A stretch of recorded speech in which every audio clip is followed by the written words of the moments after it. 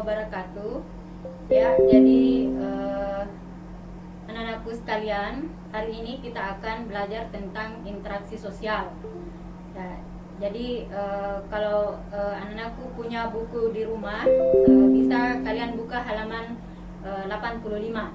Ya, di situ ada pembahasan yang akan kita bahas tentang pengertian interaksi sosial.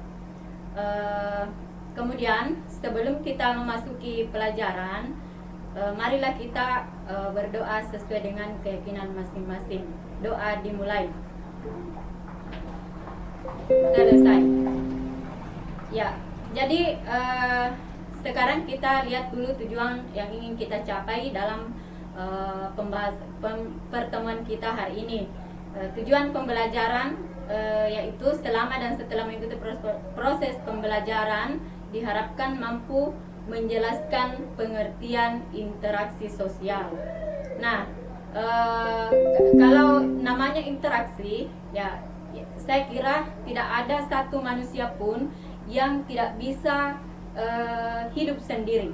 Ya, jadi interaksi kita mulai misalnya dengan adanya hubungan. Ya, adanya hubungan. Mulai kita misalnya di dalam kandungan sampai kita lahir itu ada yang namanya interaksi.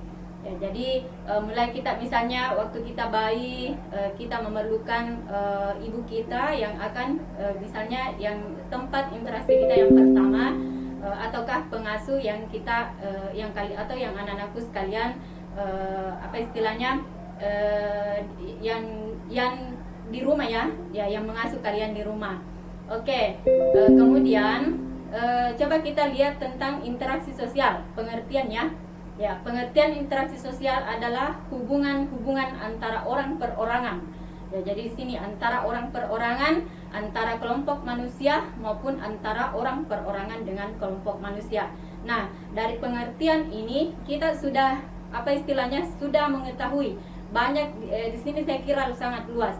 Ya, hubungan antara orang perorangan. Ya, jadi misalnya anak-anakku, hubungan antara teman dengan teman kalian dengan teman-temannya yang lain, itu sudah masuk dengan interaksi, dimaksud dengan interaksi. Kemudian kalau misalnya hubungan antara manusia, antara orang perorangan dengan kelompok, antara misalnya antara kelompok dengan kelompok manusia. Ya, jadi saya kira yang namanya interaksi sosial ini kalian mengalami sendiri di rumah. Ya. Misalnya taruhlah misalnya kita kan pasti butuh yang namanya apa istilahnya, taruhlah misalnya kita butuh ibu, butuh misalnya adik kita, dan lain-lain sebagainya. Jadi intinya di sini bahwa tidak ada manusia satupun yang tidak membutuhkan orang lain. Kemudian kita lihat pengertian interaksi sosial selanjutnya. Ya, jadi tadi di situ ada pengertian interaksi yang kedua ya. Ya, pengertian interaksi sosial yang kedua, hubungan yang terjadi antara manusia dengan kelompok manusia yang lain, baik secara individu maupun secara kelompok. Jadi saya kira antara pengertian yang pertama ini dengan pengertian yang kedua, saya kira istilahnya sama ya. Ya, cuma mungkin beda bahasa. Ya, beda bahasa atau beda istilahnya penjelasannya. Kemudian kita lanjut mencoba tentang faktor berlangsungnya interaksi sosial. Ya, jadi ada 4 yang menyebabkan atau faktor berlangsungnya interaksi sosial. Yang pertama adalah faktor imitasi. Ya, faktor imitasi ini adalah proses seseorang mencontoh orang lain atau kelompok. Ya, jadi di sini sudah kalian bisa pahami bahwa imitasi, misalnya ada seseorang yang mencontoh yang mencontoh kelompok lain, itu masuk pada faktor imitasi. Kemudian faktor sugesti. Ya, faktor sugesti ini pengaruh yang dapat menggerakkan hati orang. Ya, jadi kalau pengaruh istilahnya ya, seseorang apa istilahnya, ada biasa yang kalau namanya sugesti itu terkadang kita karena misalnya kita melihat orang lain, kita ingin juga seperti itu. Kemudian yang ketiga adalah faktor identifikasi. Ya, jadi kalau identifikasi ini kecenderungan atau keinginan dalam diri seseorang untuk menjadi sama dengan orang lain. Dan saya kira ini banyak dialami oleh anak-anakku sekalian. Ya, biasa anak-anakku sekalian misalnya mencontoh taruhlah istilahnya ada idola pemain bola. Istilahnya. Jadi anak-anakku biasanya membeli bajunya ataukah misalnya minimalnya ingin sama seperti idolanya tersebut. Taruhlah misalnya model rambut ataukah misalnya gaya ya atau istilahnya model. Saya kira kalau anak-anak yang perempuan itu biasanya ingin sama dengan artis idola.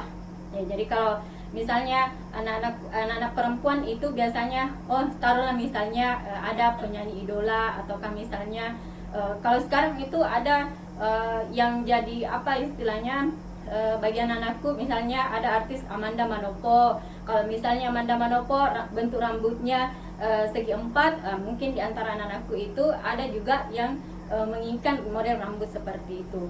Oke, kemudian kita lanjut faktor simpati. Ya, jadi kalau faktor simpati ini kemampuan untuk merasakan diri seolah-olah dalam keadaan orang lain dan ikut merasakan apa yang dilakukan atau dialami atau diderita orang lain.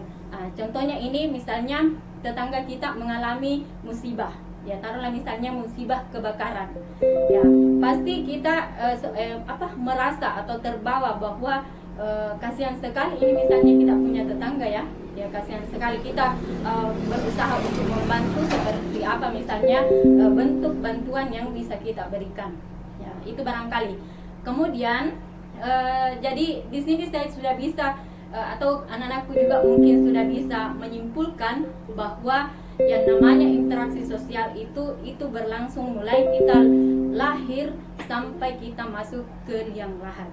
Ya, jadi istilahnya kalau misalnya kita meninggal liang lahat ya itu kita masih membutuhkan orang lain. Ya, taruhlah misalnya juga karena untuk sampai misalnya ke ke dalam misalnya kita untuk sampai ke pemakaman itu kan orang-orang pasti turut istilahnya mengantar kita sampai ke sana. Nah itu barangkali. Kemudian yang terakhir ada evaluasi yang harus kalian lakukan. Sebelum ini sebelum evaluasi ada lagi ciri. Ya, ada ciri interaksi sosial. Ya, jadi cirinya ini jumlah pelakunya lebih dari seorang. Ya, itu sudah pasti. Karena kalau hanya satu orang itu tidak terjadi yang namanya interaksi. Jadi kalau sudah berlaku 1 sampai 2 orang, sampai 2 orang itu ada timbul yang namanya interaksi. Kemudian berlangsung secara timbal balik. Istilahnya ada respon. Taruhlah misalnya kita salaman dengan seseorang atau teman kita menerima. Nah, itu ada respon atau ada timbal balik. Kemudian adanya komunikasi antar pelaku dengan menggunakan simbol-simbol yang disepakati. Nah, ini tergantung dari orang yang mau melaksanakan interaksi atau hubungan. Kemudian yang terakhir adalah adanya satu tujuan tertentu. Jadi saat kita misalnya berinteraksi pasti kita memiliki tujuan tertentu ya. Ya, taruhlah misalnya kita berinteraksi menelpon teman kita, pasti ada tujuan yang ingin kita capai. Ya, itu barangkali. Kemudian untuk pertemuan selanjutnya ya, barangkali kita masuk pada bentuk-bentuk interaksi sosial.